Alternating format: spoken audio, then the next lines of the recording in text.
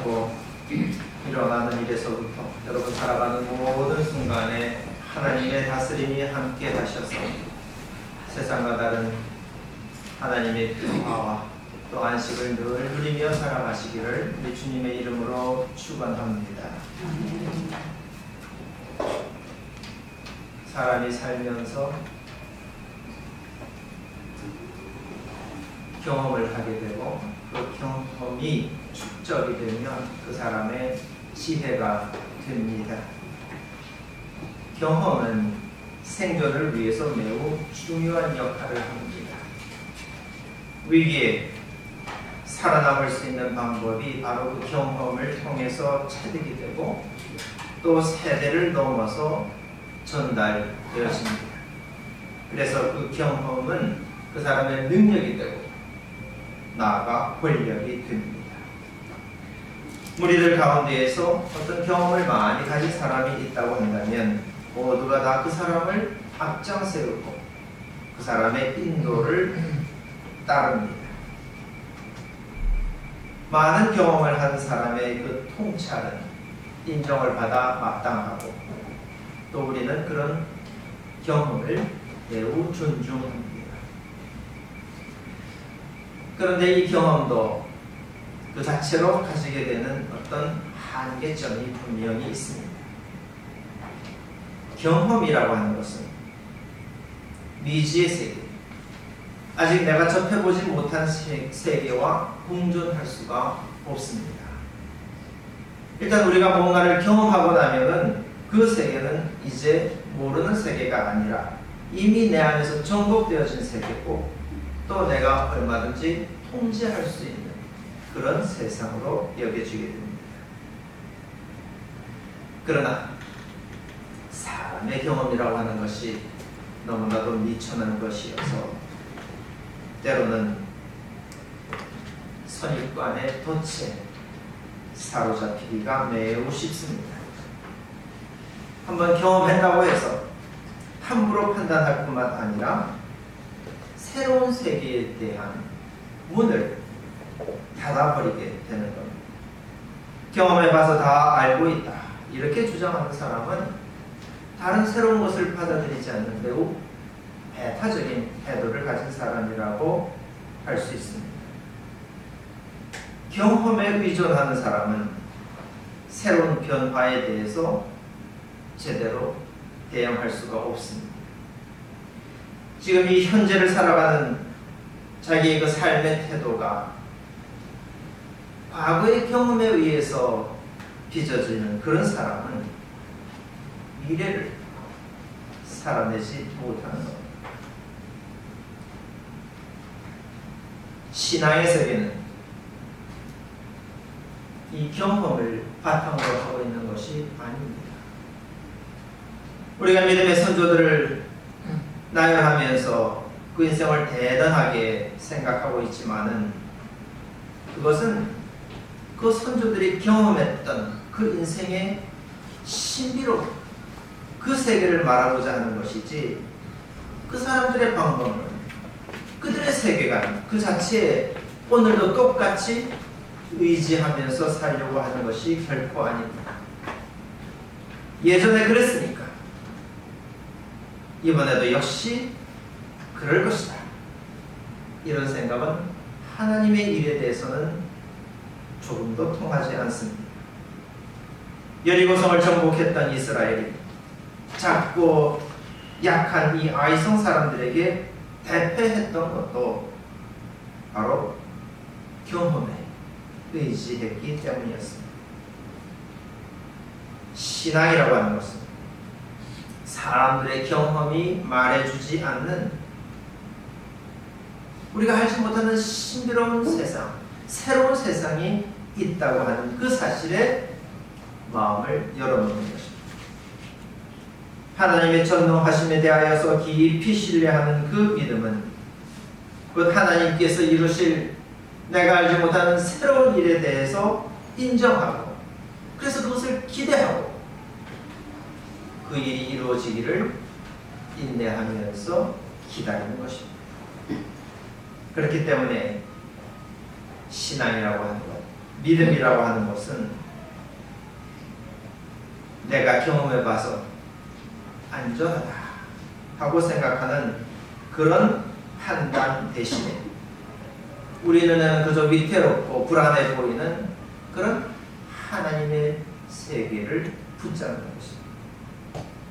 그렇게 해서 하나님을 붙잡기만 하면 이전에 경험해보지 못했던 그야말로 신비로운 은혜를 우리는 맛볼 수가 있습니다.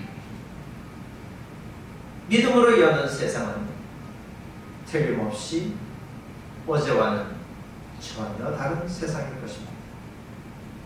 오늘도 하나님의 말씀에 마음을 열고 그래서 주님께서 열어주시는 새 날을 향해서 나아가는 그런 여러분들이 되시기를 간절히 바랍니다.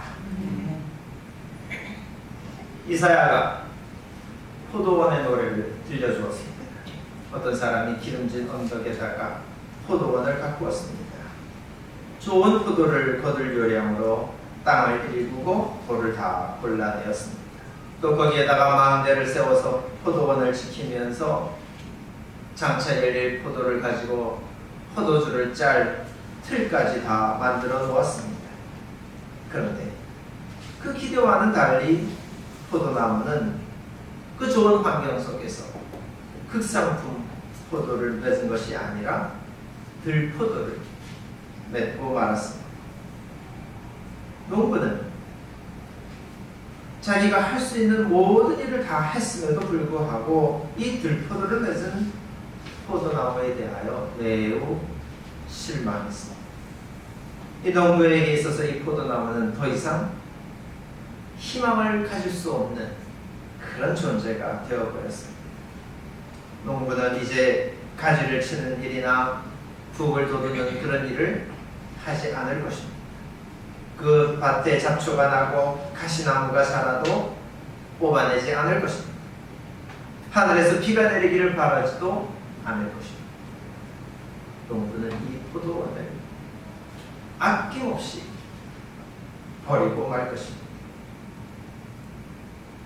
이 노래는 이스라엘을 향한 하나님의 심정을 대변해주는 그런 노래입니다. 하나님은 이 이스라엘 민족이 흑상품 포도를 맺어낼 줄로 아셨습니다. 왜냐하면 하나님께서 이 민족을 위해서 할 수 있는 모든 일들을 다 해주셨기 때문입니다. 재앙에서부터 구원하시고 평안히 살아갈 수 있도록 갖가지 은혜를 다 베풀어 주셨습니다. 그런데 이 백성들은 하나님께서 기대하셨던 선한 일은 고사하고 악한 일만 골라 행하면서 그야말로 들포도와 같은 그런 존재가 되어버렸습니다. 하나님께서는 이 백성을 이제는 지켜주지 않으실 것입니다. 적군이 쳐들어와도 보호해주지 않으실 것입니다. 어쩌다가 하나님의 인도하심을 받았던 이 이스라엘 민족이 하나님을 저버린 백성, 하나님께로부터 버림받은 백성이 되고 말았을까요? 이스라엘 백성들은 살면서 그저 자기 재산을 늘리는 그 일에 몰두했습니다. 집을 짓고 밭을 늘리면서 많은 소출을 내기에 급급했습니다. 그러나 재산이 늘어나도 그것이 다 하나님께서 주신 은혜라고 하는 것은 생각하지 못했습니다. 연회를 벌여서 수금과 피리를 불면서도 그리고 좋은 포도주를 마시면서도 하나님께서 하시는 그 일에는 아무런 관심이 없었습니다. 사육을 행하고 희생자들을 울부짖게 만들면서도 이 백성들은 하나님을 조금도 두려워하지 않았습니다. 많은 예언자들이 그렇게 살다가는 하나님께서 재앙을 내리실 것이다 이렇게 알려주었어도 아니 계획대로 한번 해보시라지. 그런 일이 실제로 일어나야 내가 내 눈으로 봐야 그 말이 사실인지 알 수 있을 게 아니냐. 이렇게 하면서 하나님의 말씀에 대하여 아랑곳하지를 않았습니다. 이렇게 하나님의 말씀을 멸시한 이스라엘이 그 운명이 어떻게 될지는 참으로 참여한 일입니다. 이스라엘을 멸망시키기 위해서 달려오는 적군들의 발걸음이 얼마나 빠른지 모릅니다. 이스라엘은 얼마 안 가서 버림받은 포도원처럼 황폐한 땅이 되고 말 것입니다. 이스라엘이 이렇게 된 데는 이유가 있습니다. 그것은 이 백성들이 하나님의 때를 알지 못했기 때문이었습니다.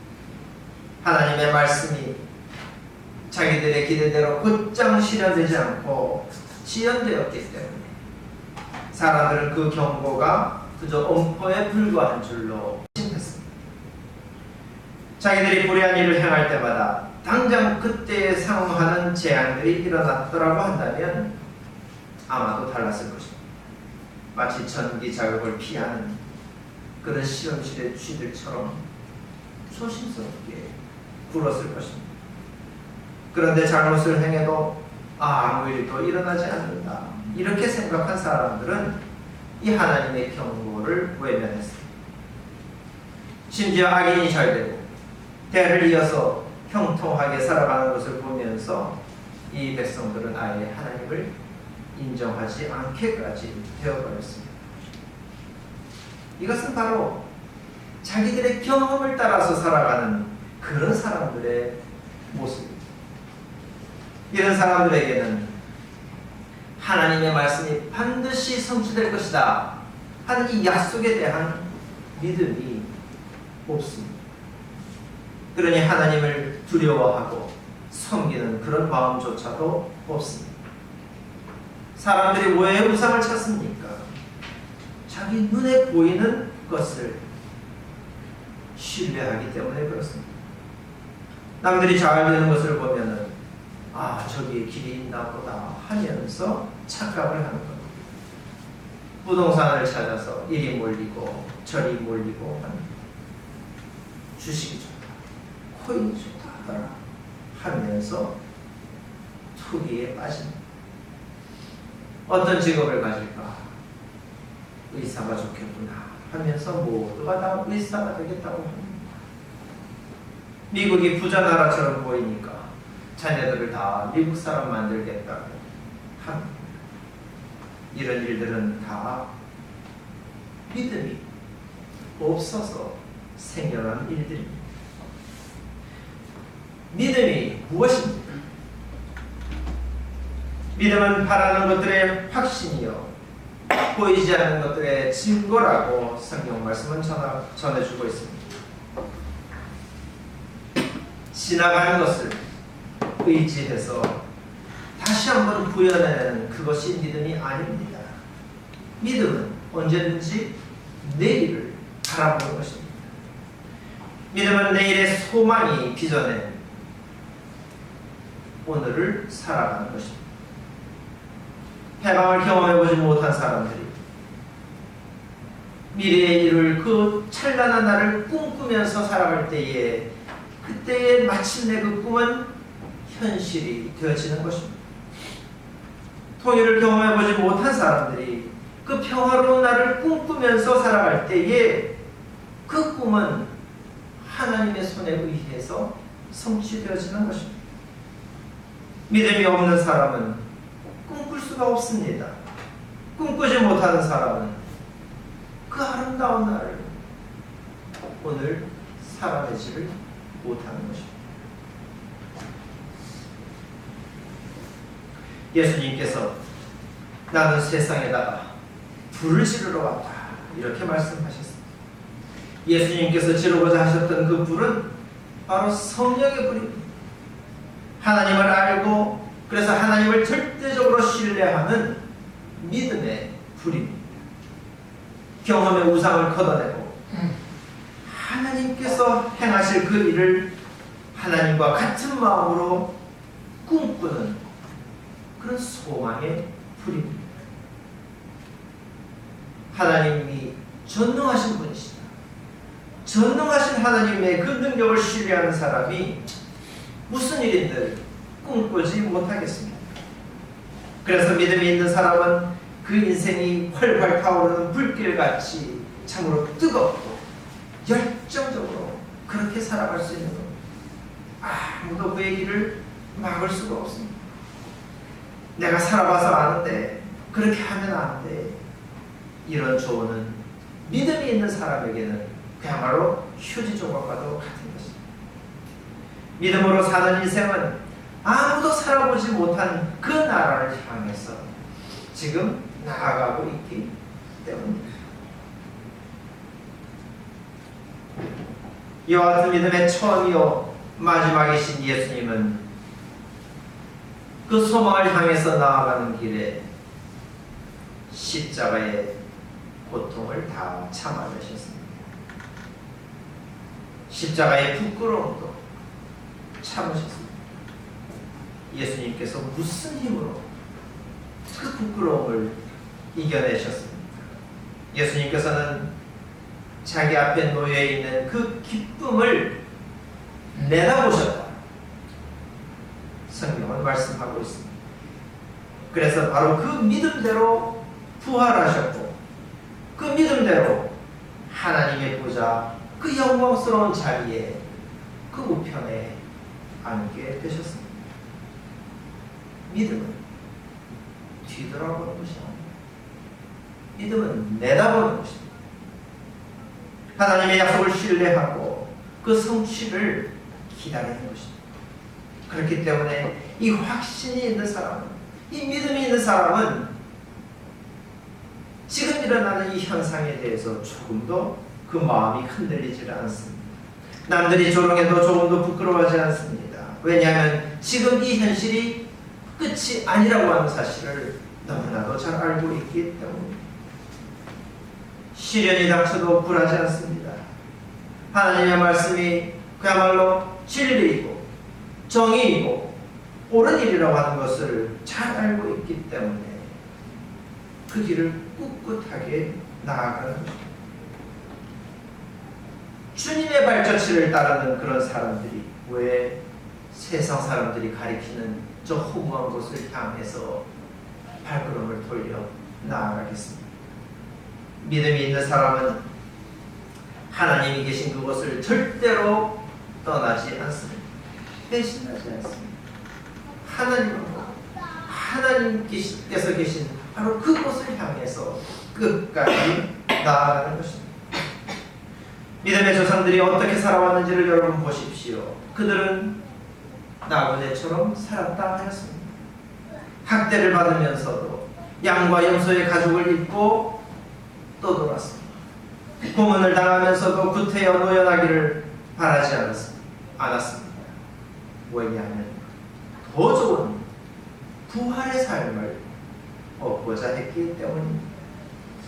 이런 믿음을 가진 사람들에 대하여 세상은 이런 사람들을 받아들일 만한 곳이 못 되었습니다.